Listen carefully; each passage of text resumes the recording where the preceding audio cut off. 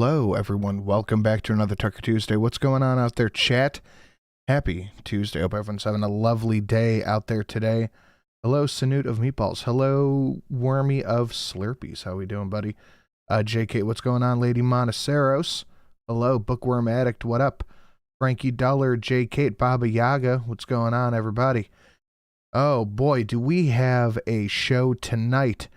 Probably might be a little, we might be getting a little spice over here. I'm not too sure how it's going to go yet, but we have a lot of stuff to do. Well, time to work out. Thanks to, oh, absolutely. What up, Dirty Cat Mechanic? How we doing? Here we go, indeed. Here we go. Windy night. Oh, man. Can I, let me change in the background here real quick. Am I able to mess with this? Can I edit? I go to edit? Would it be under customization? No. Okay, cancel. Never mind. Oh, I don't even have the dono page pulled up. Hold on. I was able to crank out the Right to Jail one at 5:57, I think, not Ray Epps. How do you do, fellow MAGA members? I'm orchestrating an insurrection. Would you like to partake? No, thank you. I appreciate the offer, though, but no, thank you.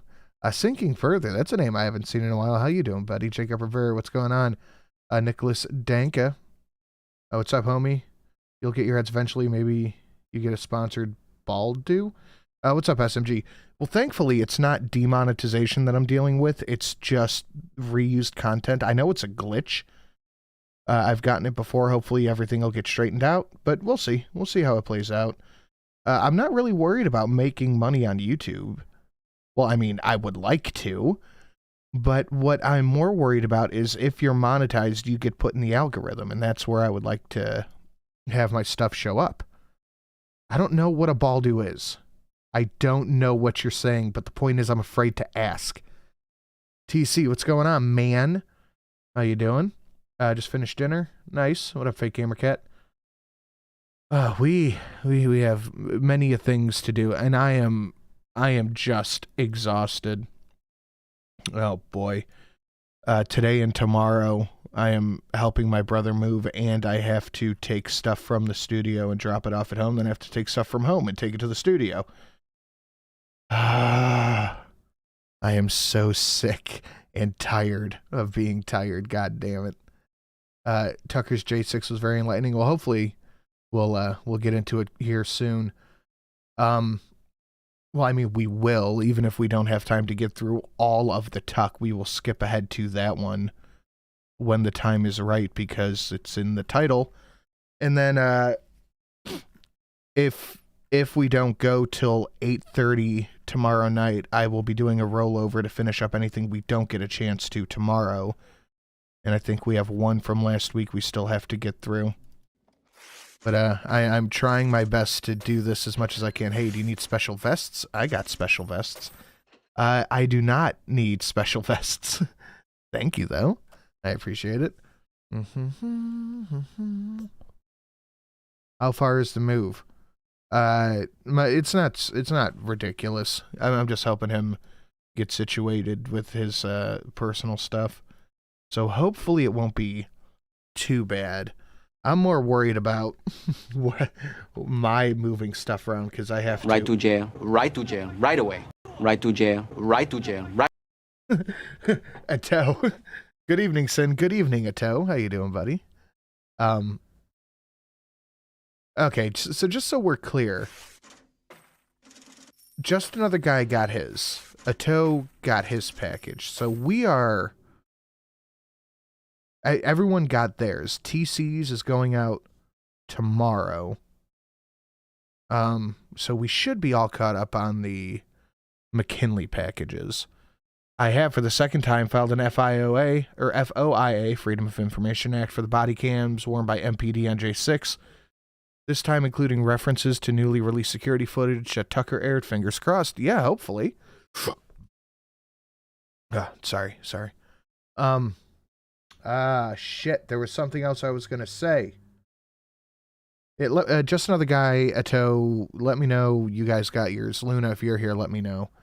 because I've had a report that one person didn't get theirs, then like it showed up a week later. So I don't know what's going on with it. I genuinely don't know. I don't know. I also don't know.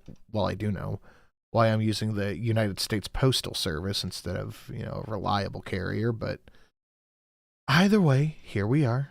Either way. Damn, there's something else I wanted to, plans for this month. I would like to, all right, how am I gonna, I didn't get my package. It's not a SIN package. It was an Amazon package. Well, Jacob Rivera, you got to join the McKinley Club. I have, I think, two more. I had a package of mine get stolen. Jesus. I believe I have three. Missin should be here in a minute to make up a couple of packages. So yeah, we have one single premium comma package left, and I believe 3 McKinley's left. I got to work today on making the fizz glass and the special Stacker Eve card, and oh my god, is it looking good. It is looking quite the good. But what the hell? Plans for this month's content. At some point, Jesus, Dirty Cat Mechanic. Wow. At some point, I'm going to do the Dragon Ball figure stream somewhere in the next 2 weeks. It's looking like the next 2 weeks. I am going to do the first Speakeasy stream sometime this month. And I believe at the very beginning of next month, we are sitting down again to record another Sexy Science Theater. If you're not following the OnlyFriends, go ahead and give that a follow. It's linked on my Twits, and it should be in the Discord. So go ahead and give that a follow. Failing that, if you can't find it, it's Linktree, whatever that address is, Sinatra says, and then it should say Sexy Science Theater. So go give that a follow, because I got to tell you, it is incredible. A week in the life of a prostitute, and it's blackface and watermelon on the cover. It's looking like it's going to be a hilarious flick. It looks like Ron Jeremy is trying to suck his own wiener. This is looking pretty good. There'll be an Easter Sunday stream on Sid and Sassy every Sunday. We were there Christmas. We were there New Year's. We do every Sunday. But that's that, guys. If you want to support the channel, please hit the like button. Please share it out on your social media, as we are still trying to grow even without YouTube's monetization. We just passed 1,500 subs last week, and I cannot tell you how grateful I am that we are finally up and moving. I got a DM today from J-Kate with some information about some stuff that other channels are going through. And it looked like Nuke in the main might have been the right move. So we're still trying to figure it out. I might not keep the main channel. I genuinely don't know yet. But we're making it up as we go, because nothing else to do. But if you want to support the channel, please hit the like button. Please share it out on your social media. Tell your friends and tell whomever else that you think would enjoy the show to get on over here. If you tag me on the Twitter, I'll retweet it. If you want to support the show, please consider donating to the Streamlabs listed down below. We have a ton of new donations. We've been sitting on all these new donations for like a month, and every time someone's hitting a new one.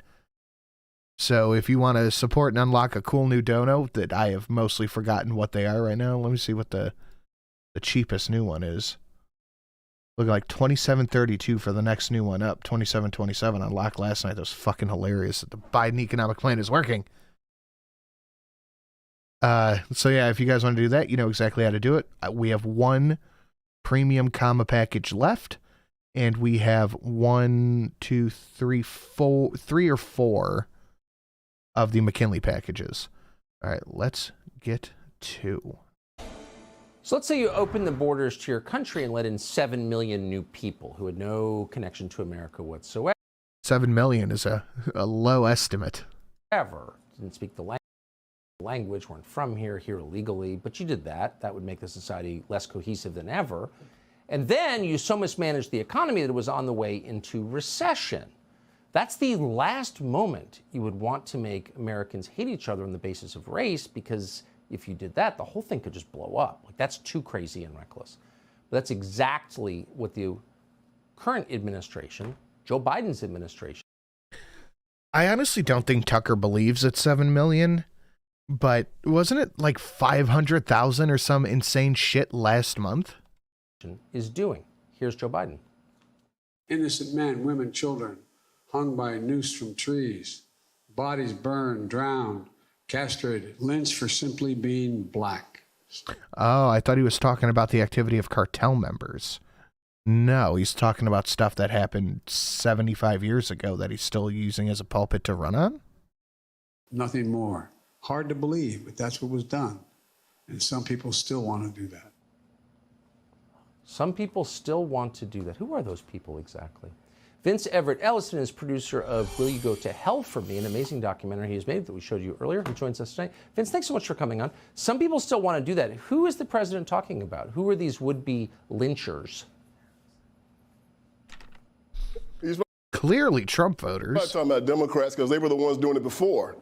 When we look back over history, the Democratic Party were the ones doing Jim Crow that was lynching and killing and castrating black men. And that's the thing that I don't think I will ever truly understand, is the idea that there was a big switch. Why would the political parties just switch? It didn't happen. It's not real. It's not true. It's fictitious. Still doing it now. You go into any inner city in America, the Democrats run it. I mean, it's a freak show, man. You got Lori Lightfoot and Pete Buttigieg and that crazy Sam Brinkman guy, That is true. It is a freak show. Guy that was running around putting women's clothes on. I mean, that's just who they are. It's an insane asylum now that's taken over the Democratic Party. And we have to just start calling it exactly what it is.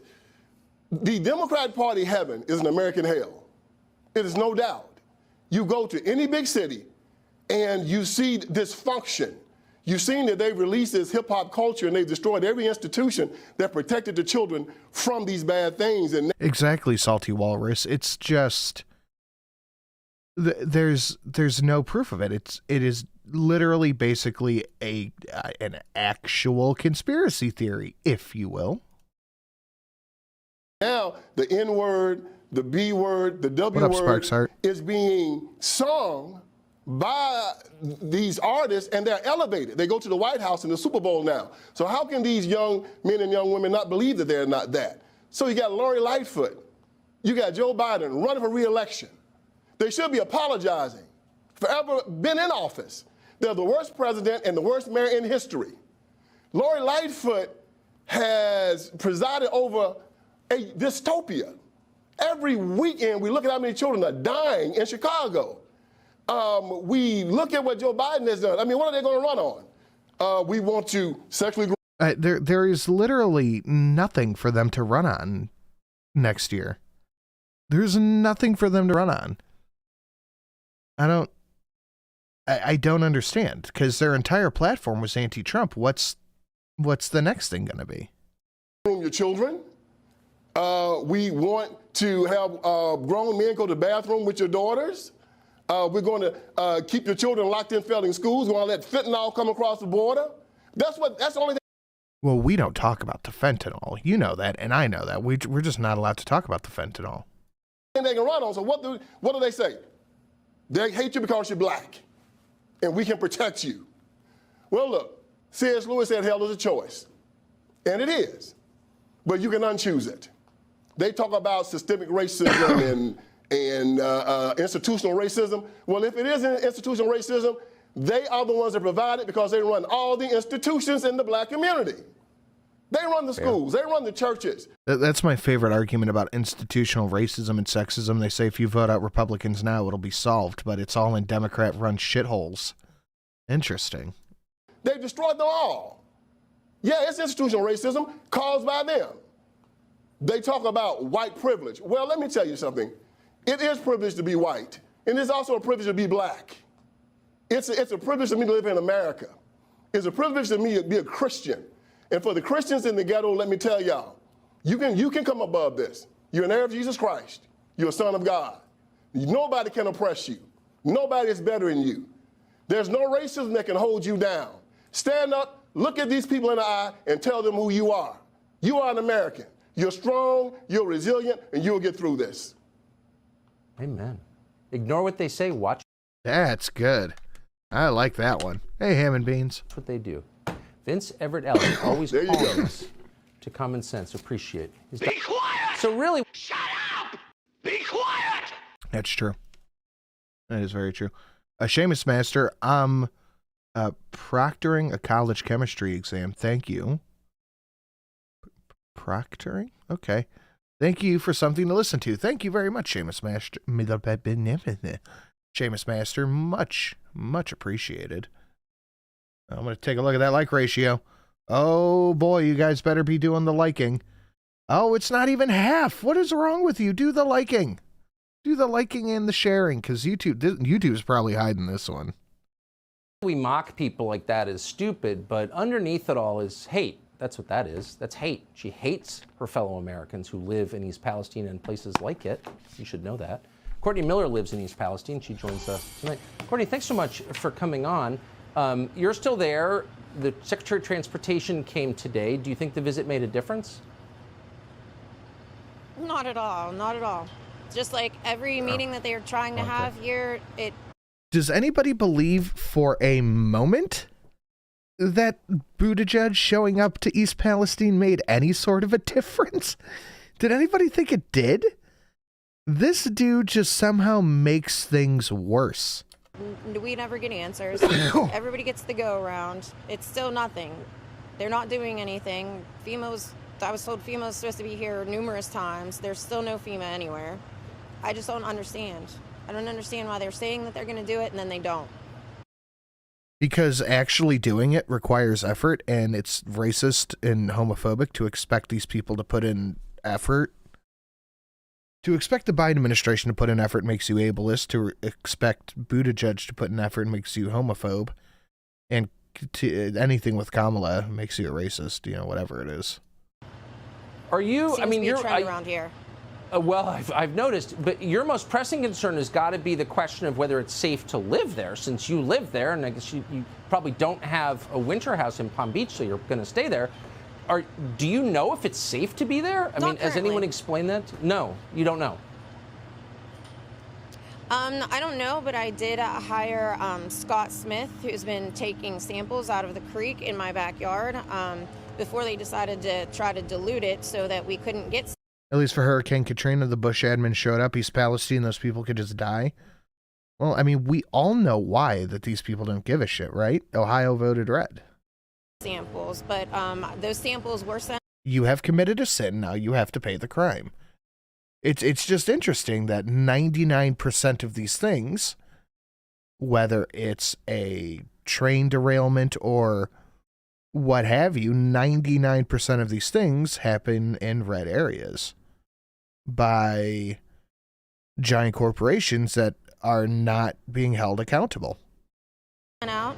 Those samples are being tested for dioxins and vinyl chloride and multiple other chemicals, and they are not being sent to anywhere near Ohio or Pennsylvania. They're being sent elsewhere in the country.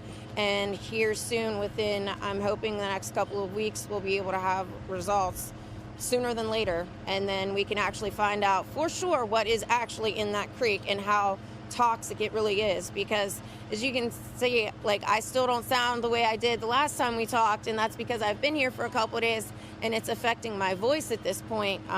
I sound very raspy and it's harder to breathe. And it was such a nice day today. It was 70 degrees. I walked outside and I sat down. Weird, it wasn't 70 degrees here. I wish I could say I took a breath of fresh air, but that's not the case here. Right. It still smells. It smells horrible. My creek is terrible. It's We had 2 train crashes in Ohio. Yeah, we covered that, the other one last night in Springfield. we covered the one in Springfield last night. That was crazy. Like, there's no hazardous materials, but shelter in place within 1,000 feet. Okay. It's just like a gas chamber that we're in. You can't find what you're not looking for, and I know that they're not looking for that as per their results on their testing that they've done. And then they were trespassing on my yard on top of it and diluting the creek so I couldn't get things. It's unreal, the corruption. Well, if you were Ukrainian, you'd be a top priority. I'm just sorry that you're not. Courtney Miller, thanks so much for that update from East Palestine. Right to jail, right to jail, right away. Right to jail, right to jail, right away. It's true. Right to jail. Right to jail. Be quiet! Shut up! Be quiet! I gotta go sit and have a good stream. Lots of kisses. Promise to be back next week with the milk. Thank you, Jacob. Much appreciated. Pikmin for the 557. Well, let me just go over here. That up there. Train crashes a lot more than you think. It cannot be that common. Right to jail. Right to jail. Subscribe to the Fox News YouTube channel. Good evening and welcome to Tucker Carlson Tonight. The war in Ukraine began a year ago today, on February 24th, 2022, when the Russian military rolled across the eastern border of that country. But in many ways, the Russian invasion of Ukraine was the end point of a much longer story. The propaganda campaign designed to convince Americans to take sides in this conflict, a conflict that has nothing, strictly speaking, to do with them or with America. That effort began many years earlier. Oh, it's actually fairly common, though usually due to idiots trying to beat the train. Okay, so I get what you mean, like a train hitting a car or something like that counts as a train crash. Got it.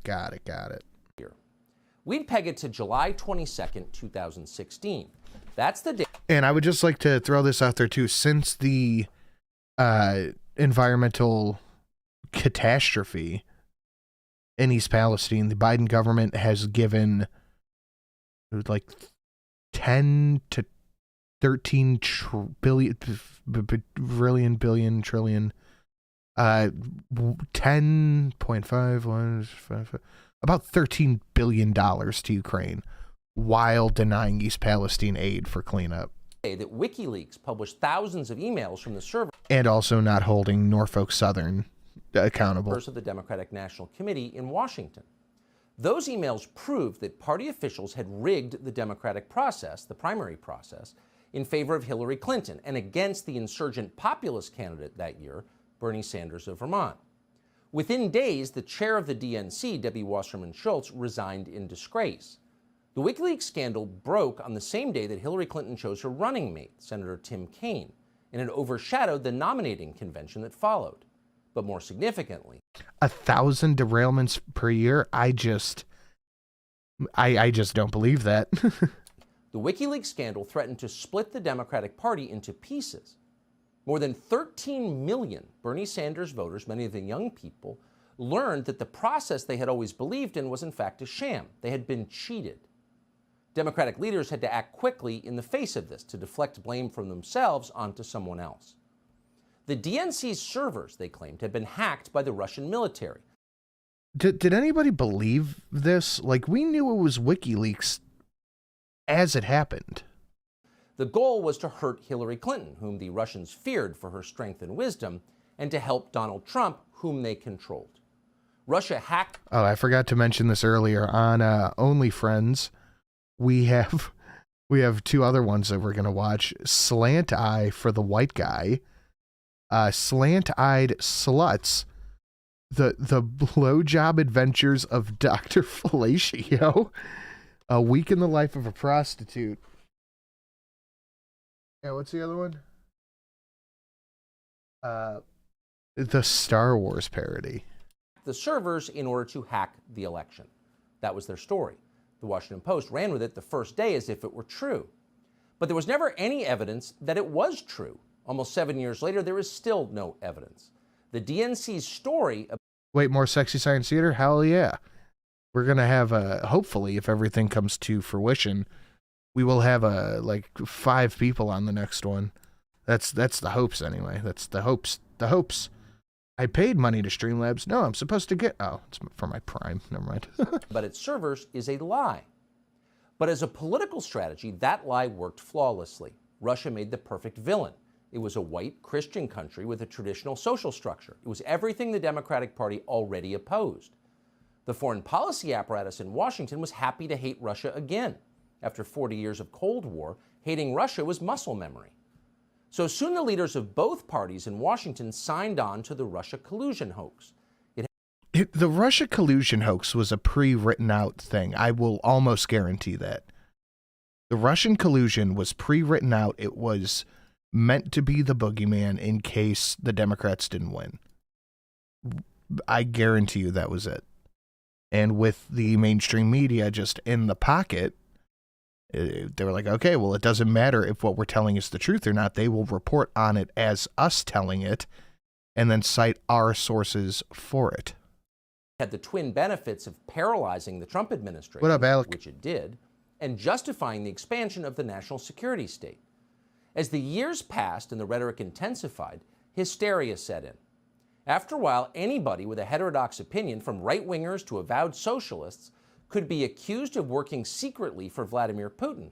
Many were accused and some were destroyed by it. It was a textbook witch hunt, far more effective than McCarthyism. And unlike McCarthyism, it never ended.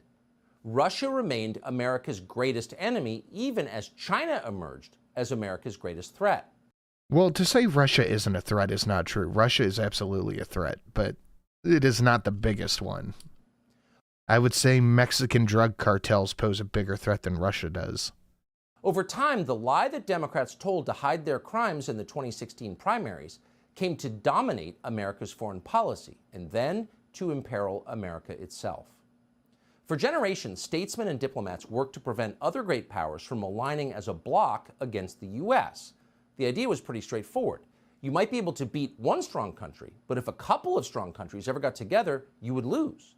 This is why Richard Nixon went to China, to make sure the Chinese government didn't align with Brezhnev, with the Russians. Donald Trump understood this very clearly. Russia will never be our closest ally, he said, but if Russia ever becomes China's ally, we're in deep trouble. That's true. Isn't a lot of fentanyl made in China? I believe most of it is.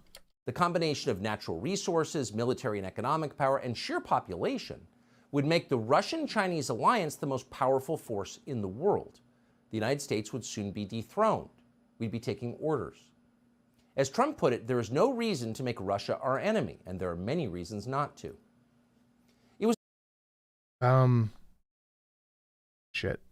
Dragon Ball. I'm gonna Dragon Ball. What is it? Or Bear. Whoops. It was a sound case, but official Washington ignored him. Their response shouted in unison, "Shut up, Putin stooge!"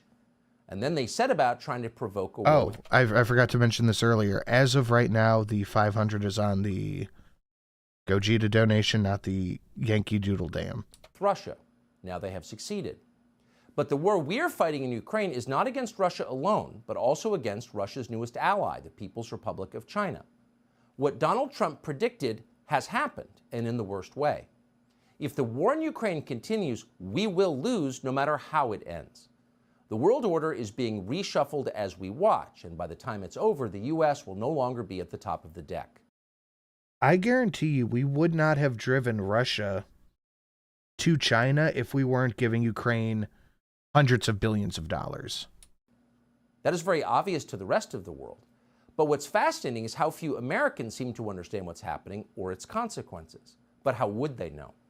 No one in American politics or media will tell them the truth. Since the first hours after the invasion, Americans have been fed a steady diet of increasingly absurd lies about Ukraine. Google and Facebook have joined with the Biden administration to censor any factual information that contradicts the official storyline. Like Ukraine banning other political parties, banning all media that isn't state media, actual fascistic stuff. It's dystopian. Joe Biden's first remarks about the war gave no hint that we would be sending advanced weapons systems and American military advisors to Ukraine, then supporting the entire Ukrainian government and its pension system and its infrastructure with hundreds of billions of U.S. tax dollars. No, Joe Biden mentioned only sanctions, which are free. Sanctions he suggested would be enough. Here is Joe Biden a year ago today. The Russian military has begun a brutal assault on the people of Ukraine. Without provocation, without justification, Without necessity, this aggression cannot go unanswered. If it did, the consequences for America would be much worse. America stands up to bullies. We stand up for freedom. Putin. This has been a thing since America has been like created. Is the aggressor. Putin chose this war, and now he and his country will bear the consequences. Today, I'm authorizing additional strong sanctions. Pro-Russian groups are traitors, but it's not pro-Russian groups. It's anything that isn't Zelensky's party. Strong sanctions. And also, Ukraine has been Russian for decades. Of course, there's going to be pro-Russian groups inside the country that just formed. That'll do it. Now, the goal at that point, a year ago today, you may remember this, was to push Russian forces back into their own country to reverse the invasion. And that seemed reasonable to most people. It did not seem like the beginning of a third world war. Oh, but it was exactly that. And by December, Lindsey Graham was confident enough to say so out loud. Here he is. How does this war end? When Russia breaks and they take Putin out, anything short of that, the war is going to continue.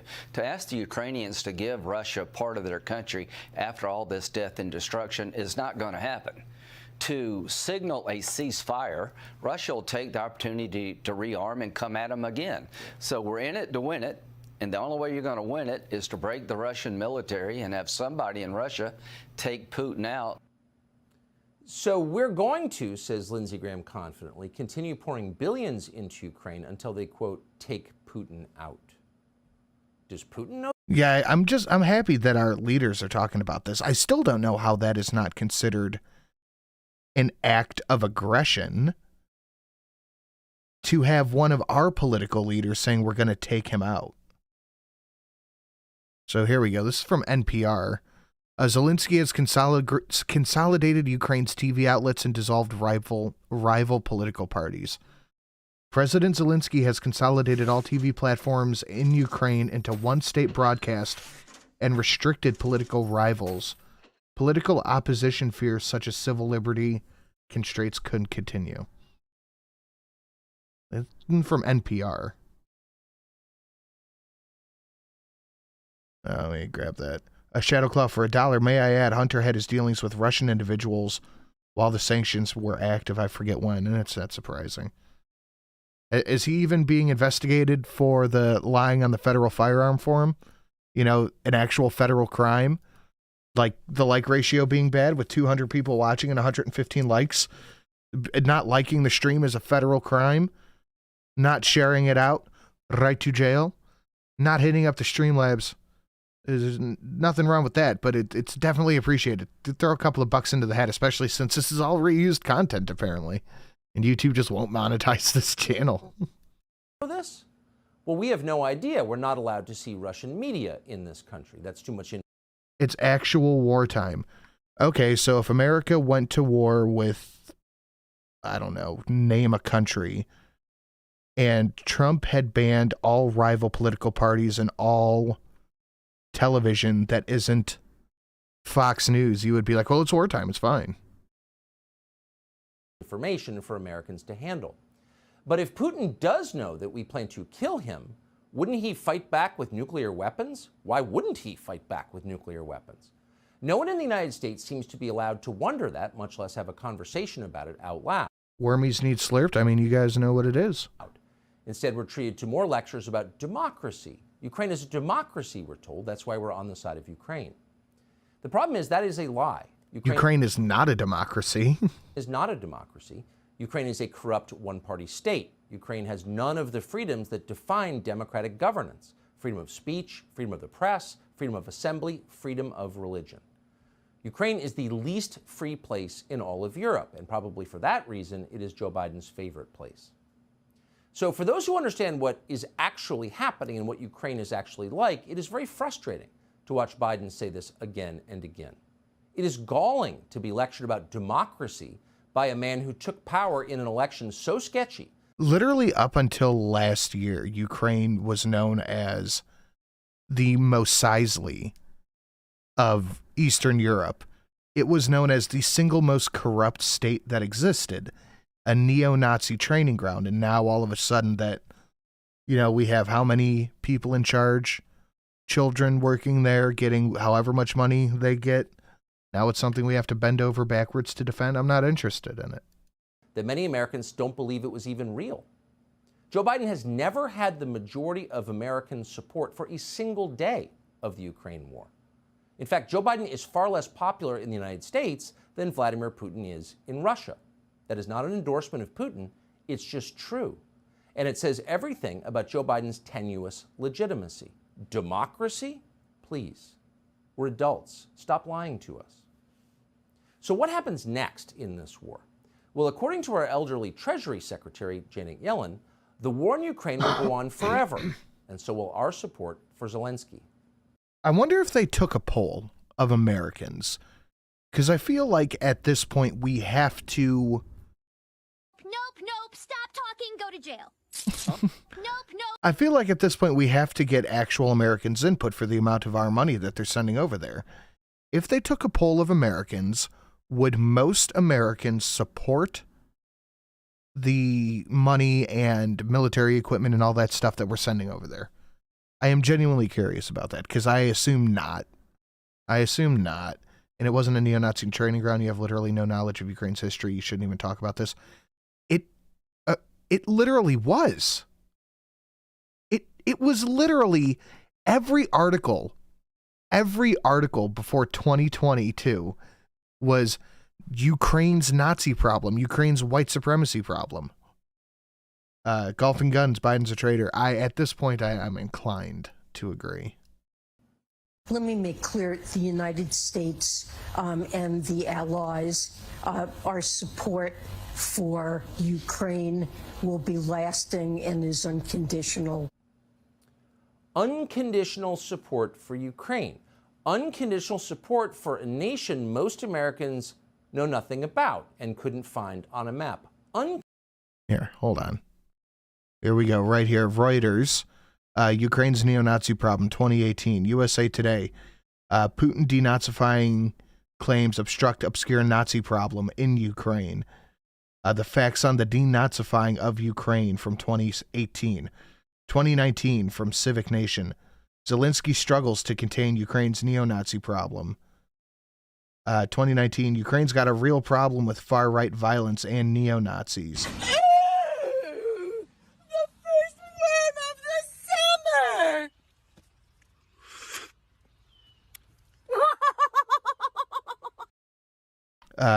Medium, Ukraine's neo-Nazi problem is Europe's problem too. Neo-Nazis in the far right are on the march in Ukraine. Neo-Nazis are exploiting Russians' war. Photos of Nazi symbolism is not taken out of context. Russia and Ukraine's long history of neo-Nazis. Like, this is a thing. This is an absolute thing. Every article in the U.S. was a Nazi problem. But that's the thing. While we have Nazis here, we don't have major Sieg-heiling Nazis in control of anything. Felda for 13 with the wormy slurpy. Thank you very much.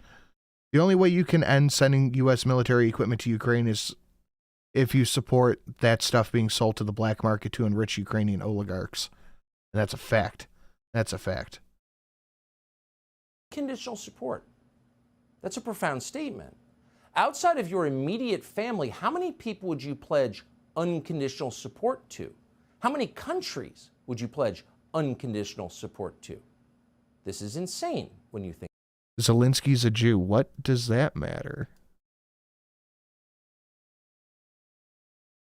I don't understand. What does that matter? Think about it. But the people in charge of this disaster aren't thinking the way that most Americans do. The Atlantic magazine commemorated the anniversary of the war by commissioning a piece today by Tom Nichols. Nichols is a thoroughly silly foreign policy establishment parasite who apparently is taken seriously by other ne'er-do-wells and dumb people in Washington. But the piece is fascinating. America is a nation that can be defined in a single word. I was going to excuse me.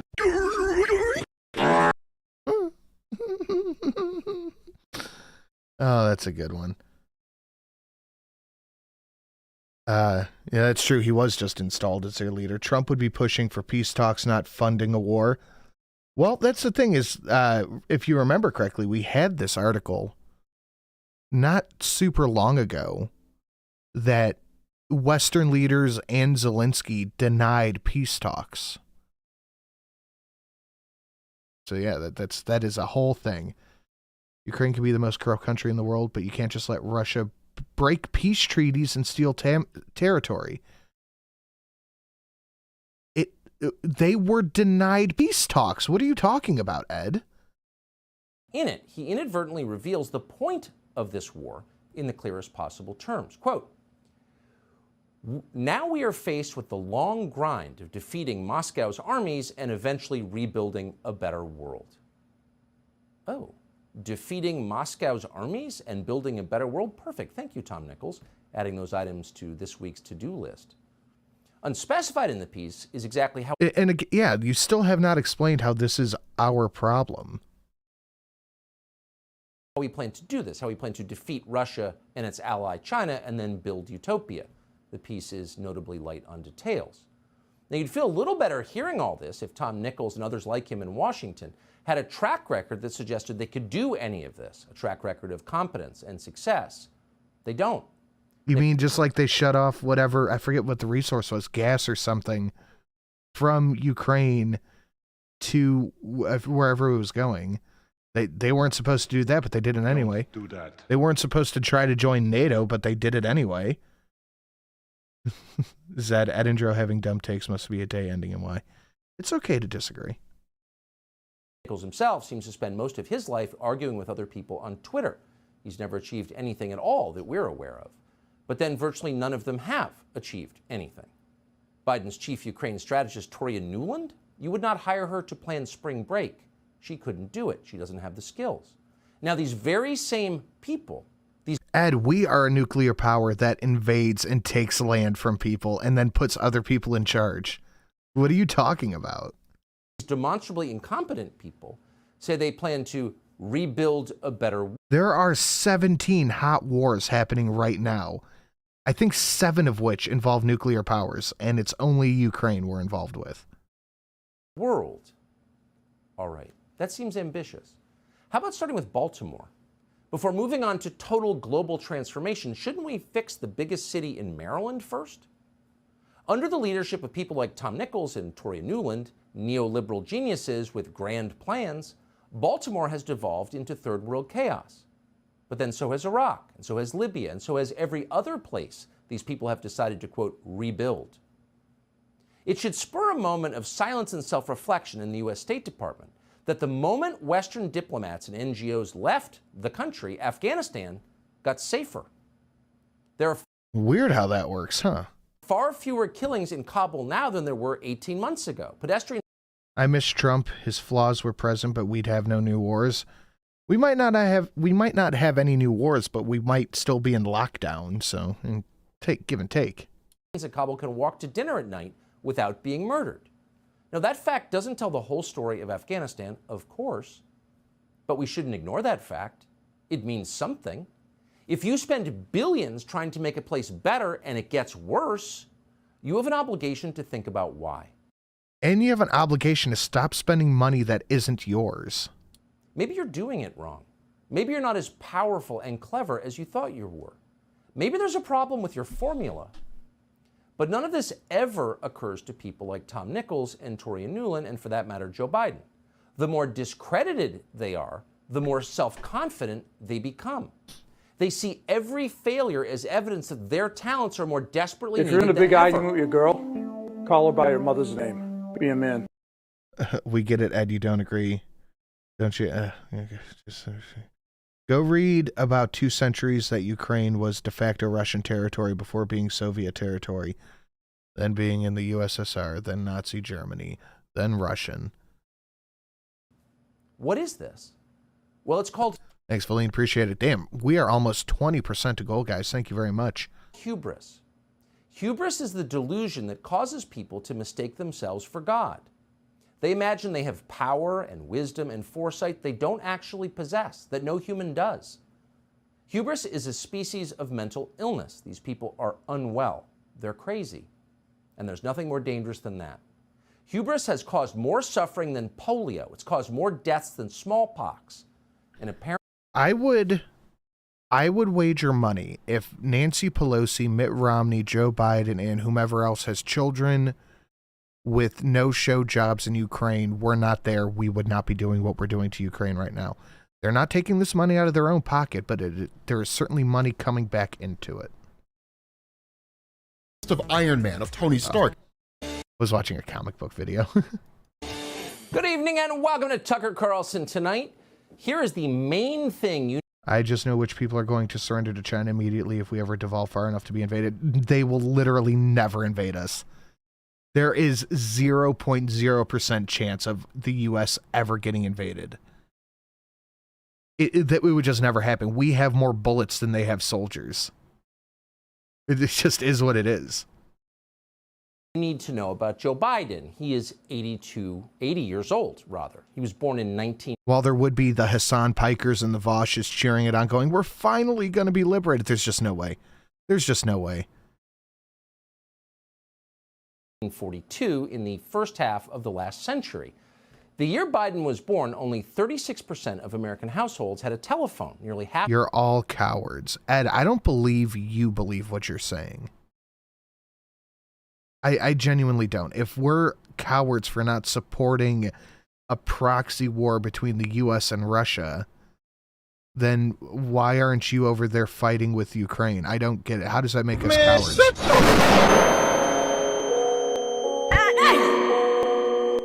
I check our current military readiness. I'm not even talking about the military. I'm not even talking about the military. I'm talking about just Appalachian psychopaths, crazy white dudes in the woods with guns. I'm not even remotely talking about the military.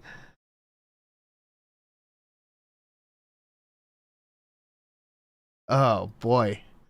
The U.S. overthrew a democratically elected Ukraine president in 2014. Let them violate the Minsk agreement for 8 years, shelling civilians, admitted that we had no intention of honoring it, and Russia is liberating the Donbass and the vote to be part of the RU. Interesting. Interesting. I don't believe for a second. I don't believe for a minute you're doing anything but virtue signaling right now. Okay, we could calm down with the insults on Ed. He's a good boy. He's got bad ideas, but he's a good boy. Half of them did not have indoor plumbing. Joe Biden turned 80 last November. This fall, he will be 81. If Biden were to serve a second full term as president, he would be 86 years old. In other words, 4 years from 90. These are not trivial facts about Joe Biden. These are the central facts of Joe Biden's life. Joe Biden's age defines him, and all of us. That's true for every person. Age is just a number, you will hear people say, but they are lying to themselves. Exactly. Imagine, I've said this before, and it really holds true. Again, save the Voshes and the Hassan Pikers and their viewers. You want to see America whip up and unify under one thing with one common goal. Let somebody invade us. You'll see Crips and Bloods doing drive-bys and specially modified tanker trucks. Age is more than a number. Age is an expression of the core biological reality of human existence, which is that at some point it comes to a close. Age is the way that we chart our progression from birth to death as we pass from this world as billions before us have and are replaced by others. That used to be called the cycle of life. You know who says age is just a number? R. Kelly. That's true, he does. Then he starts peeing on kids. No one has ever changed it. No one ever will. So our choice is between accepting a reality we cannot alter or denying that reality even exists. The Democratic Party has chosen the latter. Tomorrow is March 1st. That means a year from today, we will be in the middle of presidential primary season. Joe Biden has given every indication that he plans to participate in that and that his party... That's true. We do have some dog shit candidates. I can't even deny that. Oh, boy. ...is firmly behind him. The DNC has already changed the primary calendar to make South Carolina, which is a machine state where the outcome can easily be scripted, the very first contest. And that was not an accident. It was done. It was changed to help Joe Biden win. Biden says he's strongly considering running again. Biden's wife, of course, says she very much hopes he will run. We covered this last night on the AAA because I had to host it. What was it worded? 36% of Democrats said that they would vote for Joe Biden again. 65, I think. No, it was 32% said that they would vote for Biden again. 65% that they said they would vote for someone else, and the rest said that they would abstain on the vote.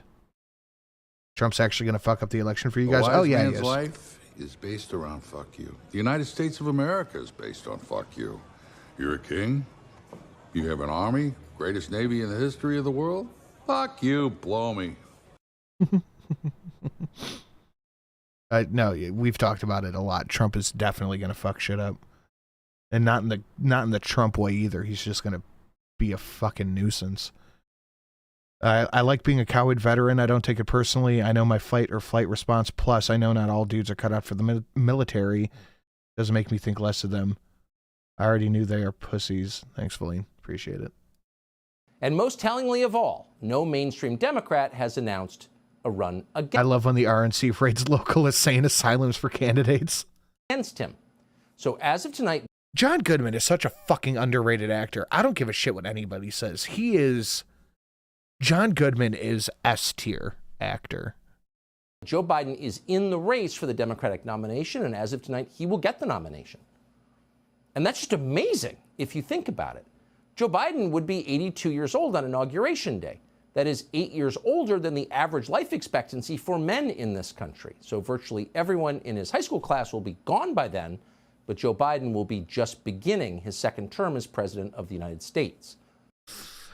I think we need to stop having people who are older than the life expectancy running for president.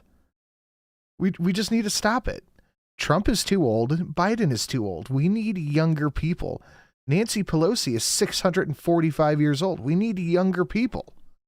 We need people who are actually in touch with the world. Would that be healthy for America? Would it be healthy for Joe Biden? Of course not. It's awful. Disagreements amongst friends should be resolved in the most traditional form, pummel party. If I had a bell for the studio, I would be ring-a-ding-a-dinging it. I would be ringing-a-ding-a-dinging. Why would I be medically barred? I'm perfectly healthy. I'm too old, I think, to join. But I don't think I'd be medically barred. We have over 200 people watching and 130 likes. Guys, smash that like button, share it out. Let's get as many people here as we can. And if you feel so inclined, please consider hitting up the slabs. We have a ton of new donations to unlock starting at $27.32 because the rest up to that point have been hit.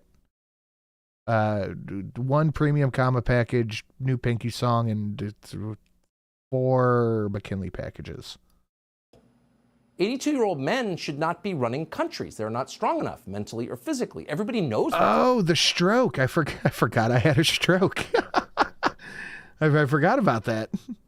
That, very much including any 82-year-old man you ask. The people around Joe Biden certainly know that. How could they not know that? They watch him, and you do too. Here's Joe Biden in Warsaw, Poland, just last week. The questions we face were as simple as they were profound. Would we respond, or would we look the other way? I don't like the fact that we're flying Ukrainian flags during our official meetings. It's weird. Would we be strong, or would we be weak? Would we, all of our allies, would be united or divided? So we play clips like that 1 million times for you over the past few years. We could play 1 million more because Joe Biden talks like that every day. At this point, it's how he talks. Didn't Biden have like 17 brain aneurysms? Biden is losing his ability to speak. That's not a secret. It's not something we learned from our confidential sources and are bringing to you for the first time tonight exclusively. That is obvious to the entire world. And you'll probably sound like that too if you make it to Joe Biden's age. We will also. It's not weird. It's natural. It's not an attack on Joe Biden, hardly. It's an observation. But because it's natural, we have been commanded to ignore it. Don Lemon got suspended from his show at CNN recently for S to spit. Yeah, 82-year-olds are a disgrace. We need a 77-year-old. Suggesting that a presidential candidate in her 50s was, quote, past her prime. And that's... Why don't we... Oh, what a face. Why don't we try to get, like, a 45-year-old? A 55-year-old, even. Why don't we try something like that? No more 70 plus. Odd, really.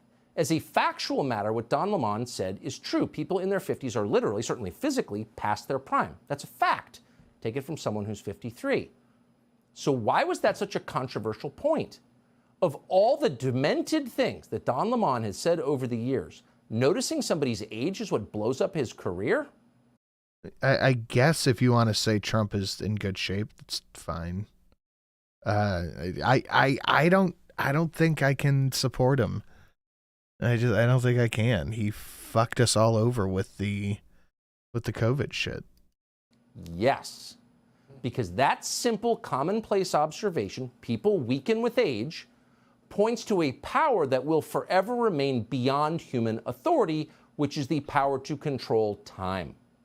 No matter how rich... Obama was 47?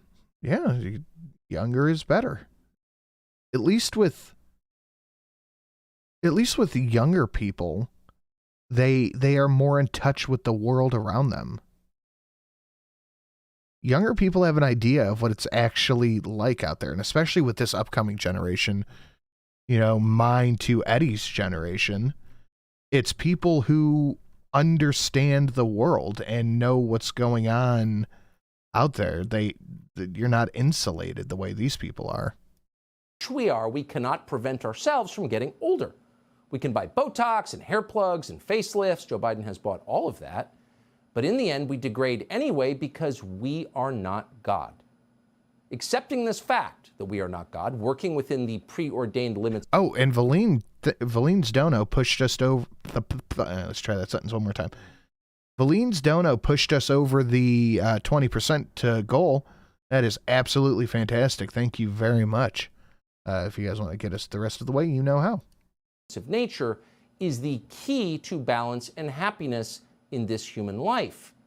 Ignoring that fact leads to insanity, or in the case of modern America, it leads to the trans agenda and climate theology.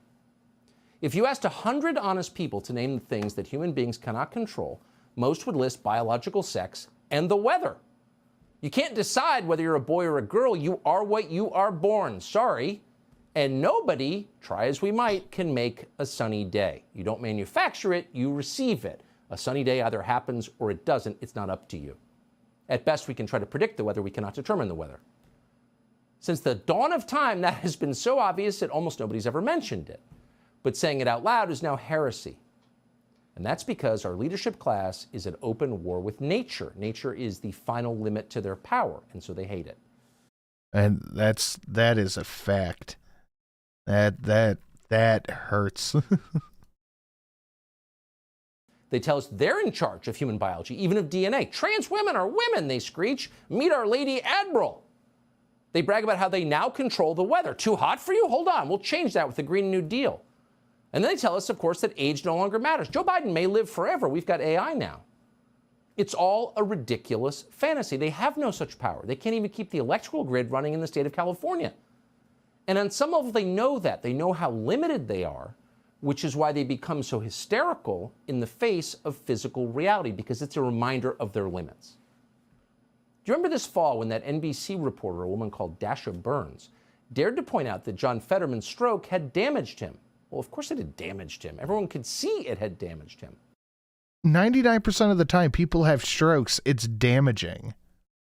It's hard to recover from something like that fully, especially if A, you have history of it, and B, you had one already that already damaged you. But to Fetterman's wife and the rest of the Democratic establishment and the rest of the press corps, saying something like that out loud was more offensive than any obscenity.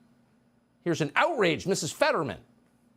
What a disservice that she did to not only my husband, but to anyone facing a disability and working through it. And I don't know how there were not consequences, right? I mean, there are consequences for folks in these positions who are any of the isms. I mean, she was ableist. Well, she's an ableist, howled Giselle Fetterman, because someone had correctly pointed out that her husband was no longer able because he had a stroke. In other words, reality intruded on Mrs. Fetterman's fantasy, and therefore reality itself had to be shouted down and destroyed. You're seeing the only reason Fetterman won was because they decided to run Dr. fucking Oz. If they had run anybody except Dr. Oz, Fetterman would have just completely been obliterated. Awful lot of this attitude, that exact attitude recently from the people in charge. It's not a healthy sign. Wise leaders recognize the limits, the inherent limits of their power. They know that they're not in control of much, actually, because no one is. You can decide what to have for breakfast, that's up to you, but you cannot decide to become a woman. You can't choose to live to 100. You can't even choose to think clearly at 80. None of that is your choice, even if you're the president. Life, unfortunately, is a sexually transmitted, invariably fatal condition. That's not a bad... Our liberals finding... I clicked the wrong thing. Good evening and welcome to Tucker... Okay, we're good. Good evening and welcome to Tucker Carlson Tonight. One thing we have learned after many years in the news business is that every once in a while you've got to eat some crow and admit that despite your best intentions, you were completely wrong about... Sorry, I'm distracted by... Look at this. Look at this. Nothing. When keeping it real goes wrong. Oh, that fucking awful music. The guy tried to go around him and accidentally shoulder bumped him. Wake up to reality. He starts pushing the guy who accidentally shoulder bumped him. Nothing ever goes as planned. Shoved him. Got to take off the headphones. Punch, punch, punch, punch. And dude in the black is just bobbing and weaving. Knocked on his face. Everyone pulls him apart. And, you know, for some reason, everyone pulls the guy off who got punched. Because that's just how these things go.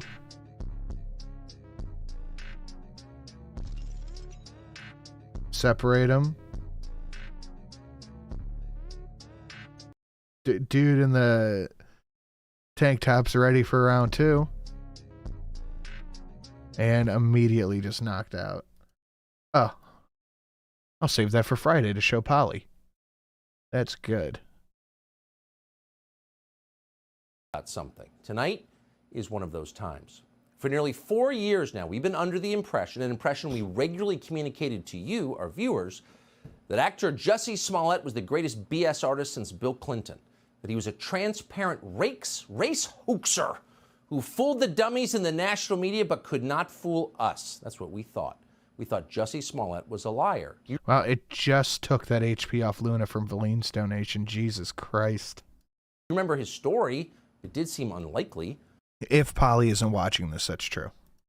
Late one night in sub-zero temperatures in a snowstorm, Jussie Smollett decided to venture out for a sandwich in downtown Chicago when he was, as people are, accosted by 2 physically enormous Trump supporters from Africa who somehow recognized him despite his ski hat from his part in a little-known musical drama series called Empire, because campy musical dramas are apparently huge with musclehead Trump voters from Nigeria. So they knew him instantly, right away. These 2 crazed African right-wing maniacs also correctly guessed that Jussie Smollett had voted for Hillary Clinton, and they hated that. And so, as Trump voters so often do, they began pummeling him about the face and screaming, "This is MAGA country!" Because that's one of the things people typically say about downtown Chicago. It's MAGA country. Then, because they were still angry, they're always angry, these Nigerian racists poured bleach on Jussie Smollett, threw a noose around his neck, and then ran off into the night howling with demented glee. Oh, I forgot all about this. What simpler times this was. Here's how Jussie Smollett described it. And I see the attacker, masked, and he said, "This MAGA country," punches me right in the face. I was just jumped. And then I look down and I see that there's a rope around my neck. Yeah. We're going to be honest with you. We had some questions about that story. It just like the, what was the NASCAR one? Bubba Wallace. Didn't sound right to us. Something was off. What acting skills? Yeah, too bad he couldn't do that in, fuck, what was that show he was on? Who knows? Crazed Nigerian Trump voters assaulting liberals in downtown Chicago? How common is this? His lawyer said they were in whiteface. What was it? Terry Crews from White Chicks? What does that even mean? They were in whiteface. What does that mean? Can someone explain? We're gonna pause the show till someone can explain what whiteface is. Oh, Empire, yeah. He's gonna be homeless soon, I think.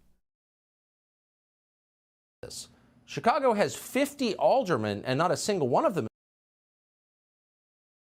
Yeah, it wouldn't surprise me. It wouldn't surprise me. As a Republican. Chicago has not had a Republican mayor in 80 years. Donald Trump got 12% of the vote in Chicago. It didn't really seem like MAGA country. But boy, were we wrong. Not only is Chicago a right-wing Donald Trump stronghold, last night the QAnon army came for Lori Lightfoot. Lightfoot, of course, is the mayor of Chicago and a consummate neoliberal. She's the one who prevented Chicago cops from chasing criminals on foot because chasing criminals is racist.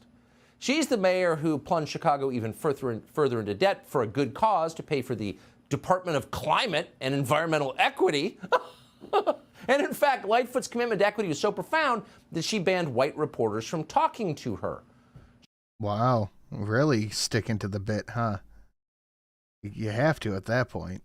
She took down not one, but 2 statues of Christopher Columbus, who is a racist. So you would think if anybody would be safe in Chicago, which is roughly 100% Democratic Party voters, it would be Lori Lightfoot.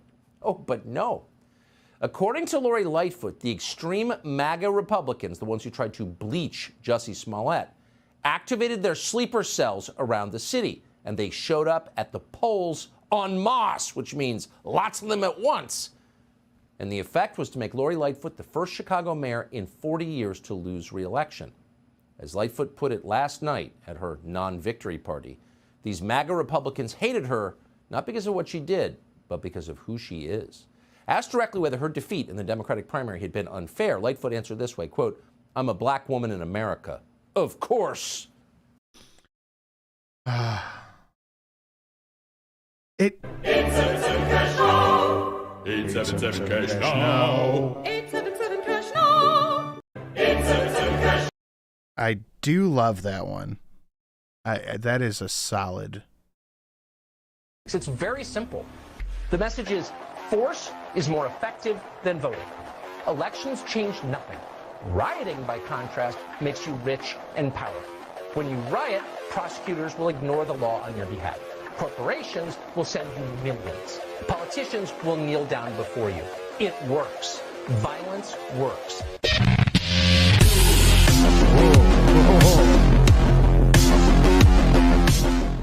God, that's a solid. I forgot about that one. That is a solid dono. Jesus. Fastonia, new dono unlocked. What's this one do? It works. It works. That is a good one. I forgot how good that one was. Holy shit. Love it. Yeah. That's a good one. Here's a couple of bucks your way. Hope you're well. I am well, sir. Thank you very much. Well, if not sleepy. It's a slippy boy. I am a sleppy boy.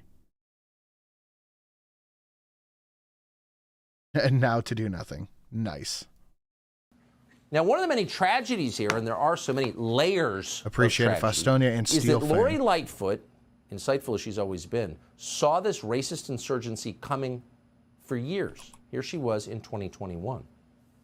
Mayor, in recent months, there have been questions raised about your temperament and your reaction to criticism. Tribune editorial used the term irascible. How much of this do you think might have and annotated down below to do with the fact that you're a woman, and specifically a black woman? About 99% of it. Yeah. Because the thing is, there are no women in Chicago. It's an entirely male and right-wing city. And so all opposition to Lori Lightfoot derived from her race and gender. It's not that people were angry about violent crime in Chicago. That never crossed her mind. No. Here instead is her explanation from last night's concession speech. Obviously, we didn't win the election today, but I stand here with my head held high and a heart full of gratitude. I'm grateful that we worked together to remove a record number of guns off our streets, reduce homicide. This is really what we're going to put in here. That's really what we're going to go with. We now made it much less safe. Yeah, Ed, we should. We absolutely should. And started making real progress on public safety. Obviously, you didn't win. That's true. You got spanked like the bad little mayor you were. But according to the Chicago Police Department, we're also happy she was mayor because she made the city a lot better. Here's what the police said in a statement, quote, "Over the past 3 years, robberies, burglaries, and thefts hit record lows in Chicago. Each of these crime categories saw decreases not seen for the last 50 years. Oh, it's a lot safer than it's ever been in 50 years. Is that true? Well, let's check." It is not true. No true. No true. No truth. How likely are you to recommend a Windows PC to others? If you keep interrupting my show, I'm not. But what we are is almost 25% to goal, which is fantastic. So if you guys want to get us the rest of the way, at least partially, you know exactly how. The same police department's own statistics, and here they are. From 2019 to 2023 in Chicago, robberies went up, not down, actually up 27%. Theft, nearly 40%. Murder, kind of a significant category, 59%. How about motor vehicle theft? Is that up or down? Oh, it's up 270%. So if you'd average all that out, that means all crime is up 33%. There were 300 more murders by gunshot in 2021 than there were in 2019. There were 2,000 more shooting victims. There were 30% more overall shootings. So that's not a safer city, actually. That's a much more dangerous city that people are fleeing for their very lives. What's interesting is that the people in charge of making the place safer are still working to make it much more dangerous. The top prosecutor in the city, Lori Lightfoot's ally, Kim Foxx, is rejecting thousands of felony cases every year, just not prosecuting crimes. In 2022, for example, Chicago prosecutors had a total of 20,000 felony cases come in the door, and out of those, they rejected right out of hand 2,000. How? How can you do that? Can someone explain? How?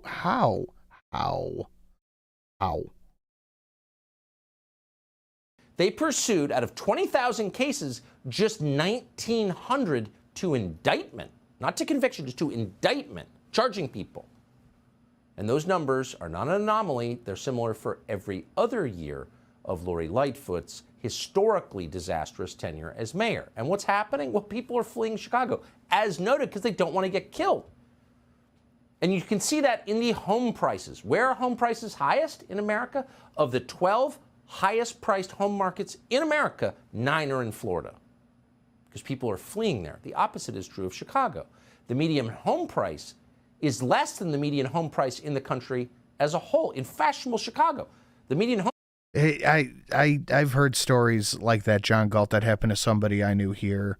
Someone just walked up to his car, parked, and just unloaded into the passenger seat, killed the passenger. The driver got away. But it was on a First 48 episode. Name was Sherwin. It's shit is fucking nuts, dude. Shit is absolutely nuts. Home price in Chicago was $270,000. So who did this? Well, it was a group effort, but Lori Lightfoot was the mayor. But it's not her fault. You know whose fault it is? Businesses and residents, pedestrians. They made themselves easy targets. Watch. I'm disappointed that they're not doing more to take safety and make it a priority. For example, we still have retailers that won't institute plans like having security officers in their stores, making sure that they've got... Okay, I get what you're saying, but is that what we need? Are we needing security officers in the store? Because that's not a great sign. Nope, not great. Not great. Cameras that are actually operational, locking up their merchandise at night, chaining high-end bags. These purses seem to be something that is attracting a lot of... There's a bit of a difference between a security officer and AP. Attention on these organized retail theft units. Wait, what? Did she just blame the stores for getting robbed? How is that different from saying, well, you're wearing a halter top? Of course you got raped. I mean, it's not different, actually. It's blaming... There's a slight difference, but I do get your point. The victim. It's disgusting. When was the last time you saw a mayor of a city blame crime victims for being victimized? Well, you just saw Lori Lightfoot do it. So crime is no longer punished, by and large, in Chicago, unless you disrespect Lori Lightfoot's authority. And in that case, you went straight to jail. Watch. Now, I've directed Superintendent Brown to order all police districts to give special attention to these parties. And this is how it's going to be. We will shut you down, we will cite you, and if we need to, we will arrest you, and we will take you to jail. Period.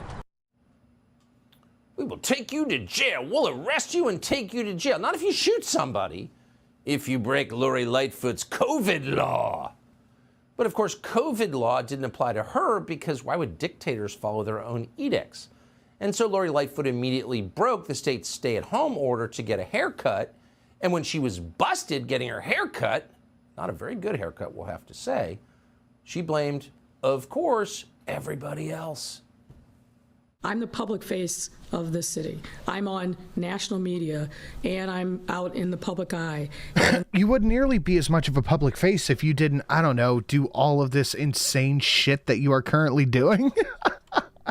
Right to jail. You know, I'm a person who, I take my personal hygiene very seriously. As I... What? Oh, because she got caught breaking her own COVID regulation. Said I felt like I needed to have a haircut. I'm not able to do that myself, and so I got a haircut. Not able to cut your own hair? Right to jail. So now Lori Lightfoot is gone. Who comes next? We have no idea. We don't live in Chicago. We're not even going to speculate on the state of local politics in that city. All we know is the most flamboyantly horrible mayor in the country was punished. The system worked. And if it worked in Chicago, maybe it could work in New Orleans, where LaToya Cantrell is quickly destroying one of the most charming cities in the world. But part of us, if we're being honest, will miss Lori Lightfoot. Despite all the human suffering she caused, there is part of us that kind of enjoyed it. By embodying every one of her party's excesses over the past 4 years, Lori Lightfoot inadvertently helped to expose them. Here you had a complete buffoon, someone who ran around bragging about having a large penis. We're just telling you what she said. Right. Somehow running one of the greatest cities in the world. At times it didn't seem like even Lori Lightfoot could believe she was mayor.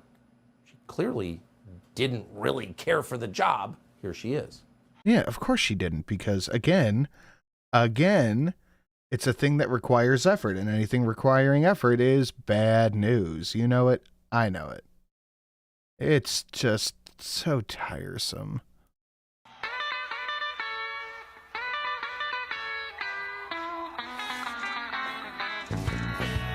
Come on, baby, don't you wanna go? No, I don't. To answer Tucker's questions about mayors blaming victims in 2020, there was a mass shooting at a DC block party. 1 dead, 21 injured. Bowser blamed the block party for breaking her COVID lockdown restrictions at a press conference the next day. Oh, it really is. You're wearing a short skirt. You should have expected it. Shit.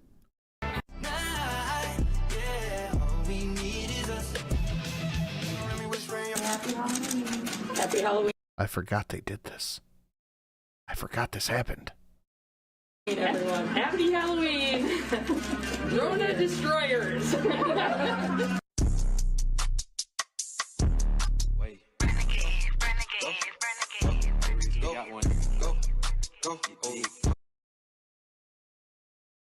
I swear to God. I swear to God I will make this a donation. And I'm happy to report I'm calling out the census cowboy. That one. I swear to God I'll do it. I swear to God. I'm going to hold you guys hostage. I'm going to hold you hostage. I don't know with what yet. Just save the tape. If we don't get a Witcher here soon, I will make that in. I will never drop another dono again. Shit. You're not supposed to turn it around on me. Save the tape. Don't you Darson. That's always our counsel from May of 2020 till now, March 1st of 2023. American politicians, the entire class, have gone completely insane, and a lot of it is caught on video, and future generations won't believe it when you tell them, so save the tape. Subscribe to the Fox News YouTube. All right, copy video URL. Oh, it's going in the other tab. I'm saving it. You guys have 24 hours. Here I thought we were limited to deaf-mute Brazilian singers. No, they were trans deaf-mute Brazilian singers. You guys have 24 hours to produce The Witcher or else. All right, let's get to the Jan 6 stuff. Let's get to the Jan 6. Good evening and welcome to Tucker Carlson's and happy Monday. We're about to show you surveillance footage from inside the United States Capitol. The images you'll see were recorded 26 months ago today on January 6, 2021. Until now, politicians have kept this. Let your dog ride shotgun. Make your wife sit in back. Be a man. Create the Lori Lightfoot dono. Be a man. Make it a dono. It'll be the cringiest ever. Oh, you guys are on the clock. You guys are on the clock. There is no legitimate justification for that, and there never has been. On January 6, 2 years ago, thousands of protesters walked from a Trump rally on the ellipse outside the White House to the U.S. Capitol, where the certification of the presidential election was underway. The protesters were angry. They believed that the election they had just voted in had been unfairly conducted, and they were right. In retrospect, it is clear that He's not fucking kidding. 2020 election was a grave betrayal of American Wow, YouTube really just deleted that whole comment. Thankfully, Streamlabs had it, but wow, swearing just deletes the comment, huh? It says it right there. He's not fucking kidding. He'll do it. It sounds like something out of Archer, but not in a good way. It should be right under that one, but immediately it's Darren Root. democracy. Given the facts that have since emerged about that election, no honest person can deny it. Yet the beneficiaries of that election continue to lie about what is now obvious. The real crime, they will tell you again and again, is not what happened on Election Day 2020. We might have to put up a second television in the bar just for comments. That's ridiculous. Real crime is what happened 2 months later on January 6th, when Donald Trump led an insurrection against the duly elected American government. To prove that claim and to divert attention from the details of the presidential election itself. Since the day I've seen that wolf avatar, I never imagined you'd go full villain. Oh, the clock is ticking. Democrats in Congress impaneled what they called the House Select Committee on the January 6th attack. The point of that committee was to... I'm going to pull this back because I wasn't listening to anything he said. Copy video URL. Download YouTube videos. YouTube video downloader, paste. Oh, hey, look at that. 720p. Oh, perfect. I already have Sony Vegas up. Perfecter. Perfecter. Oh boy. Oh boy. For that, and there never has been. On January 6, 2 years ago, are we good? Outside the White House to the U.S. Capitol, where the certification of the presidential election was underway. The protesters were angry. They believed that the election they had just voted in had been unfairly conducted. Whether it was or not, and I think we know, but whether it was or not, this was the wrong way to go about the protesting of it. They were right. In retrospect, it is clear the 2020 election... Well, I mean, it was, but... ...was a grave betrayal of American democracy. Given the facts that have since emerged about that election, no honest person can deny it. Yet the beneficiaries of that election continue to lie about what is now obvious. The real crime, they will tell you again and again, is not what happened on Election Day 2020. The real crime is what happened 2 months later on January 6th, when Donald Trump led an insurrection against the duly elected American government. To prove that claim and to divert attention from the details of the presidential election itself, Democrats in Congress impaneled what they called the House Select Committee on the January 6th attack. The point of that committee was to prevent Donald Trump from running for president again. Yeah, I think we know that. I think we're well aware of that at this point. That's the whole point of it. That's all it ever was. Because that's all it ever is. It's all it ever was, and that's all it ever is, because these people don't think past step 2. Orange man bad, no orange man president. That's it. That's the only thing that matters. What are the ramifications of doing this? Who cares? Well, what if the other guy's not good? It doesn't matter. In December of last year, committee members voted unanimously to refer Trump to the Department of Justice for criminal prosecution. Mission accomplished. But what the committee did not do was explain what happened inside the Capitol on January 6th. 3 weeks ago, thanks to the new Republican... Okay, we want to render as Lightfoot 1. Speaker's office, we gained access to thousands of hours of surveillance video that help answer that question. The January 6th committee had access to this very same tape and watched much of it.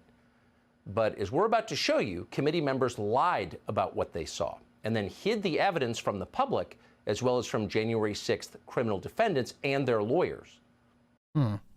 That is unforgivable. Whatever you think of Speaker Kevin McCarthy, he rectified that crime, and we are grateful that he did. Before we show you the tape, a few words on the process. Our producers had unfettered... Trust the process. ...access to the Capitol surveillance video.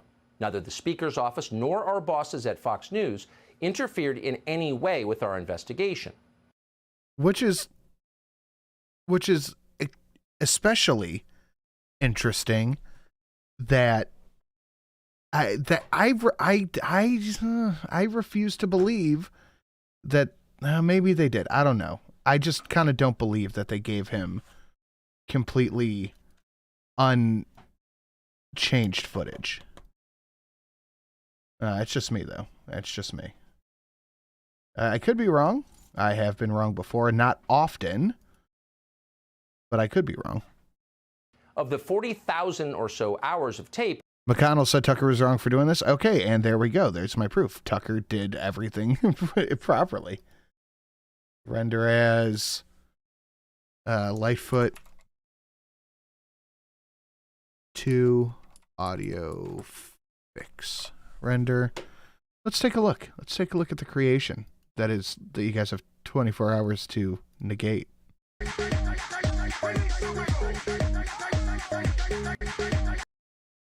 Oh boy. Oh boy. Most of it turned out to be irrelevant. Static shots of empty rooms, in some cases far from the Capitol itself. To find relevant videotape, our producers were given use of Capitol computers with advanced mapping software. That made it easy to find what we were looking for. What we didn't have was access to facial recognition software, and that was significant. For more than 2 years, we have wondered why some in the crowd that day who seemed to be incensed. Are you doubting the Tucson? No, I am doubting. I am doubting the media. Violence were never indicted for it. We assumed these were federal agents of some sort. We still assume that. And in fact, there were many examples of behavior we saw in those tapes that didn't seem to make sense. Men in civilian clothes holding doors open for protesters, escorting others through the Capitol, etc. We would love to know who these people were, but as of tonight, we don't know. And because we don't know, we're not going to put their faces on the screen and suggest they were federal agents. That would be irresponsible. So there were many mysteries we could not solve. Among them, unfortunately, is the shooting of Ashley Babbitt. From the evidence we have, the publicly available... We will take Jerusalem! Deus Vult! Deus Vult! Deus Vult! Deus Vult! Deus Vult! I feel like it's a keeper because it's cringe. This is... sorry. This is setting off a civil war in chat. It seems clear Thank you, Barnes. that Babbitt was murdered by a Capitol Hill police officer called Michael Byrd. Ashley Babbitt was unarmed. She was shorter in stature than average. She posed no conceivable threat to anyone. But beyond that, we can only speculate about what happened. Very weird how we protect this cop, though, isn't it? There were no security cameras near the speaker's lobby where Ashley Babbitt was killed. And one more thing. Virtually no one in Washington, Republican or Democrat, certainly not in the news media, wanted to see this tape released tonight. That's why it's remained hidden for more than 2 years. In recent weeks, the usual hyenas in Congress and on cable news have been howling about we are putting lives at risk by showing this tape to the public. Given that these are the very same people who support open borders... I wonder how. Did they explain how? Because I'm very curious. ...and defunding the police, it is hard to take their complaints seriously. But we do take security seriously. So before airing any of this video, we checked first with the Capitol Police. We're happy to say their reservations were minor, and for the most part, they were reasonable. In the end, the only change that we made was in blurring the details of a single interior door in the Capitol building. You're unlikely even to notice it when we show you, and we are confident it does not affect our reporting. With that, here's the video. It doesn't answer every question from January 6th, far from it. But it does prove beyond doubt that Democrats in Congress, assisted by Adam Kinzinger and Liz Cheney, lied about what happened that day. Well, that is the least shocking thing I've seen so far. They are liars. That is conclusive. And that fact should prevent them from ever being taken seriously. It is as bad as the deaf singer. Again.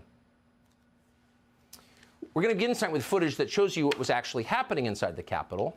The footage does not show an insurrection or a riot in progress. Instead, it shows police escorting protesters through the building, including the now infamous QAnon Shaman. Oh. These are the pictures you've seen of January 6th. They're familiar because they've been playing on a loop on every media outlet in America for the last 2 years. There's a reason for that. But it turns out there's quite a bit of video you haven't seen. And that video tells a very different story about what happened on January 6th. More than 40,000... Hold on, guys. I have to hold Miss Sin's hand to do anything.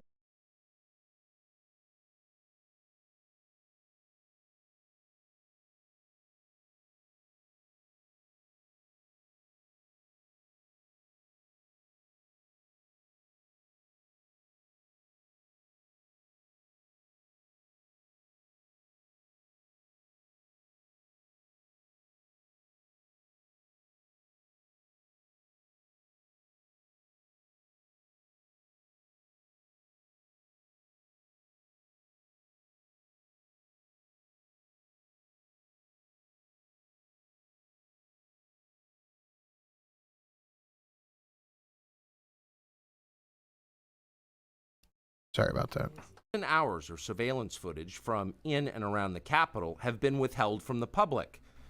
There was one guy forcing people in the Capitol. What about him? We're just not allowed to talk about that. Once you see the video, you'll understand why. Taken as a whole, the video record does not support the claim that January 6th was an insurrection. In fact, it demolishes that claim. And that's exactly why the Democratic Party and its allies in the media prevented you from seeing it. By controlling the images you were allowed to view from January 6th, they controlled how the public understood that day. They could lie about what happened, and you would never know the difference. And they did, at length, often. Those lies had a purpose. They created a pretext for a federal crackdown on opponents of the Uniparty in Washington. Our office wanted to ensure that there was shock and awe, that we could charge as many people as possible. The first thing you notice from viewing the full video record of January 6th is just how many people entered the Capitol building that day. Hundreds and hundreds of people, possibly thousands, over the course of about 2 hours. The crowd was enormous. A small percentage of them were hooligans. They committed vandalism. And those were likely, you know, Chloe. You've seen their pictures again and again. But the overwhelming majority weren't. They were peaceful, they were orderly and meek. These were not insurrectionists, they were sightseers. Footage from inside the Capitol overturns the story you've heard about January 6th. Protesters queue up in neat little lines. They give each other tours outside the Speaker's office. They take cheerful selfies and they smile. They're not destroying the Capitol, they obviously revere the Capitol. I see more people there with camera equipment than people fucking shit up. They're there because they believe the election was stolen from them. They believe in the system. Here's the man you've heard referred to as the QAnon Shaman outside the Senate chamber. These are not rioters. These are people who wandered over from a political rally. We will not let them silence your voices. After the rally, they walked down Pennsylvania Avenue, where organizers had secured a federal permit to hold a legal rally on the grounds of the Capitol. I know that everyone here will soon be marching over to the Capitol building to peacefully and patriotically make your voices heard. Once at the Capitol building, things began to get chaotic. Capitol police officers fired tear gas into the crowd. A few at the front of the herd broke windows. Someone opened the doors. Broke windows. And many hundreds of others just walked in. They're gonna make that the story. Of course, they did make it the story. And at the center of it, the single most famous person arrested that day was a Navy veteran from Arizona called Jacob Chansley, often referred to as the QAnon Shaman. The so-called QAnon Shaman. QAnon Shaman. Someone named Q Shaman. Jacob Chansley became the face of January 6th, a dangerous conspiracy theorist dressed in outlandish costume who led the violent insurrection to overthrow American democracy. For these crimes, Chansley was sentenced to nearly 4 years in prison, far more time than many violent criminals now receive. What did Jacob Chansley do to receive this punishment? Vote Republican. Disagree with the most elected man in history. To this day, there is dispute over how Chansley got into the Capitol building. But according to our review of the internal surveillance video, it is very clear what happened once he got inside. Virtually every moment of his time inside the Capitol was caught on tape. The tape showed Bedsurrection. The Capitol Police never stopped Jacob Chansley. They helped him. They acted as his tour guides. Here's video of Chansley in the Senate chamber. Capitol Police officers take him to multiple entrances and even try to open locked doors for him. We counted at least 9 officers who were within touching distance of unarmed Jacob Chansley. Not one of them even tried to slow him down. Chansley understood that Capitol Police were his allies. Video shows him giving thanks for them in a prayer on the floor of the Senate. Watch. Thank you, Heavenly Father, for giving the inspiration needed to these police officers to allow us in this building. Contrast the reality of what Jacob Chansley did in the Capitol building on January 6th, the indisputable facts recorded on video, some of which has never before been seen, with the depiction of Jacob Chansley that you've seen in the media for more than 2 years. He's a terrorist, they said. He should be killed. Shoot him. Shoot him. Like, you burst into the United States, if he was dressed like bin Laden, would you have shot him? Shoot him. Oh my God. Shoot him. It makes you wonder, who are the violent extremists here? Not Jacob Chansley, and the video proves that. But you would never have known from the media coverage. The people sitting in the chairs need to be sitting in a jail cell. Chansley. Oh my God. Is Graham gay? Is in a jail cell. He's been there for months. If he was in fact committing such a grave crime, Why didn't the officers who were standing right next to him place him under arrest? Until now, no one could even prove that even happened, but it did. I wonder if we're gonna get more. So, dude, I sent you an idea. And it's gone. Hold on. I sent you an idea I had about one of your ideas with Polly that could be a lot of fun. Let me know what you think if it tickles your fancy. I saw the quick once over of it. I haven't had time to really sink my teeth into it and think it out, but so far, yes, I like it. If not a little bit more work than I have time to do right now, but it's definitely a good idea. We got one more tuck to do. At the height of the this will be our last one. Yeah. So this will be our last one. We'll finish up tomorrow after the AAA on Twitch. Guys, if you're just going to head out at this point, just smash the like button on your way. Please share it out. Leave a comment if you're going to watch it on the replay.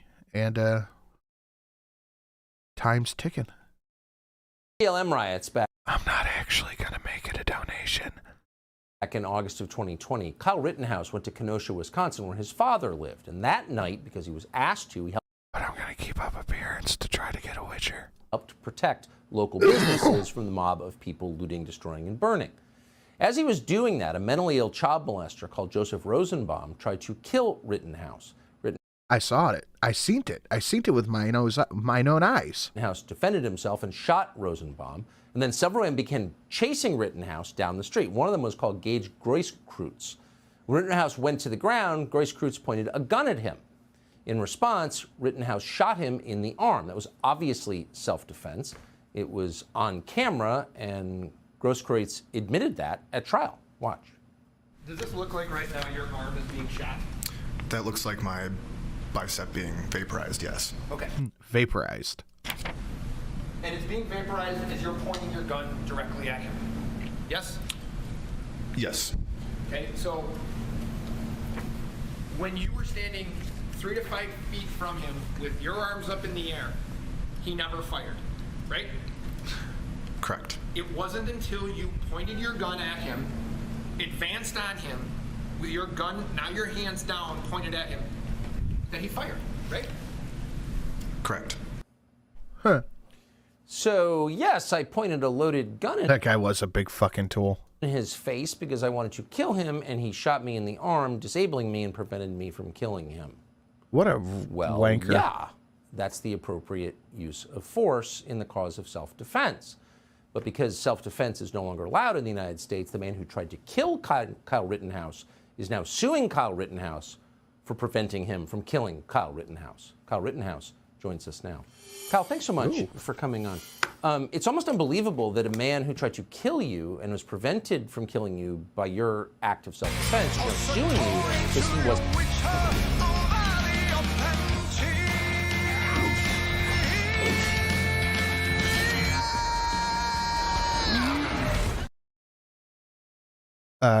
Here's a coin for the sinner. It's a Sinatra, but toss a coin to your sinner. Thank you very much, Steelfang. Much, much appreciated. Wasn't able to kill you. How does that work? And to anybody who still thinks I'm holding you hostage, it's not The Witcher that counts. That's a good one. It's a great one, but it's not the one that counts. Thank you for having me, Tucker. And honestly, I have no idea. It's Woo violence? My most violent donation, I think, is the 45. I think the 45 is easily... The 45 or the 110. One of the new ones, the 120, might be pretty violent, but the 45 or the 110 are easily the most violent ones. ridiculous. This lawsuit is very frustrating and it's upsetting. This is honestly, to me, an attack on our Second Amendment rights and our rights to self-defense. And it's saying if you use your God-given right to self-defense, they're going to come after you. If you win in court, you're acquitted, rightfully so. They're going to take you to civil court and they're going to take you for everything you're worth. They're going to drive you into bankruptcy and drown you in a mountain of legal bills. That's what's actually happening. We're watching this happen all over the country. Civil suits used to shut down free speech, to end the Second Amendment, to void the bill. Kyle looks like an awkward guy at a wedding. Yeah. The Matt Gaetz dono? No, the $45, the John Wick rass kicking. Of rights and to That is easily, almost immediately, top 5 of the annotated ones so far. destroy people who stand up against the mob, like you. Who's funding this suit? Do you have any idea? I have no idea who's funding this lawsuit. All I know is that there's a powerhouse of attorneys behind Gage Grosskreutz, and I have Mark Richards, and I know we're going to win to court, but it's going to be expensive. It's going to cost a lot of money to fight these attorneys. They're very powerful. You can go to www.givesandgo.com/Kyle Rittenhouse to help me take on these lawyers so they don't come. Well, if somebody sues you and you win, don't they have to pay your lawyer fees as well? After more people, because if they can come after me, they will come after you. Well, of course, and they are coming after people all over the country. It's an undercovered story, the use of the civil courts to void the Bill of Rights and destroy anyone who stands in the Judge way discretion. of the total takeover of the country. How old are you, by the way, at this point? I'm 20 years old. I was Okay, 17 when Gage Grosskreutz pointed the pistol in my head. Yeah, a loaded pistol, and tried to kill you, and you did absolutely the right thing, and you disabled him before he could murder you. And I assume at 20, you probably just kind of want to go live the rest of your one hopes long life, right? Absolutely. But, you know, they're trying to, they don't want me to, like, they want me to go away, but they want to drown me in these legal bills, and they want to sue me and pretty much not allow me to live a normal 20-year-old life. Yeah. Well, you did the right thing. You know, if someone points a loaded gun in your face and tries to kill you, you have not just a right, but an obligation to respond, and you did. So He's too old for this shit. All right, we'll do one more. But tonight we're going to celebrate. A lot of people have spent a lot of time over the years trying to get rid of this mayor, and we would say at the top of that list is Chicago Alderman, our friend Raymond Lopez, who joined. I like this guy. He's pretty good. Joins us tonight for an after-action report. Congratulations, Alderman Lopez, on what happened last night. I have no idea what's going to happen next, but it's worth pausing for a moment to say democracy worked, is it not? Absolutely, Tucker. Good evening. And before we start, let me just say our hearts. It works. Violence works. And prayers are with an officer in Chicago tonight that was shot in the line of duty in the most dangerous of American cities right now. But with what happened with yesterday's election, democracy worked. And the pendulum, I believe, is starting to swing in the right direction, back to the middle, back towards common sense, where the outrageous policies of woke narratives and agendas are coming to an end. And I think that we have one more chance in Chicago, one more hurdle to reach, where we finally put this to rest, where we can have common sense prevail across the entire city, where the law-abiding citizens are the ones that we're fighting for, and that where the city is no longer safe for criminals, but for the good people of the city of Chicago. You always set the most basic possible standards for governance, like can you walk outside your house without worrying about getting shot to death? And I think that's the place to start. So do you think, you said there's one more chance, is there a candidate who you think would uphold that standard? Yes, I think we have a run. I don't know. I highly doubt Chicago's suddenly going to start voting red, but are they going to find somebody better than Lightfoot? Absolutely. Off in 6 weeks in the city of Big Gamer Cat said, I'm back. Oh, you missed a Witcher. Not the big Witcher, but a Witcher. Chicago, because nobody got the majority of the votes yesterday, one of which is Paul Vallis, the former CPS school CEO and former budget director for the city of Chicago. He's backed by law enforcement, supports all our first responders, and is basically billing himself as a problem solver. His opponent is a Cook County Commissioner, Brandon Johnson, who is super left, tied with our teachers union, and his claim to fame is being able to take away the background checks for renters. Why do you think she was gone? Because she said she's back. So that landlords don't know who they're renting to. Come on. I mean, just yesterday would not disavow looting in the city of Chicago as a justifiable means. Do you think that, yes, do you think that both the rocks glass and the shot glass go in the premium comma package? So I think we have. I forgot what I said. Oh, do you think looters are claiming their shit on taxes? Probably not. What? Should be. have some pretty clear choices in Chicago. It's just up to the voters to not fall for the narratives, not fall for the race baiting and gaslighting, but to focus on what we need to do to put our city back together. So one candidate is for restoring safe streets, the other won't disavow looting. So it seems like a pretty clear choice. Alderman Lopez, I hope you'll come back with an update on that race. Thank you so much, Absolutely. and congratulations. Thank you. All right. That is it, guys. That's it. We are done on this one. Thank you so much for coming and hanging out. Thank you for an incredible show tonight. Make sure you guys tune into the AAA tomorrow on Polydub's channel, where Polly and I, and maybe Drunkle, are going to talk about all the shit and then some other shit. 5:30 EST. Guys, have a lovely, lovely evening, and we will see you all in the next one. Good night, guys.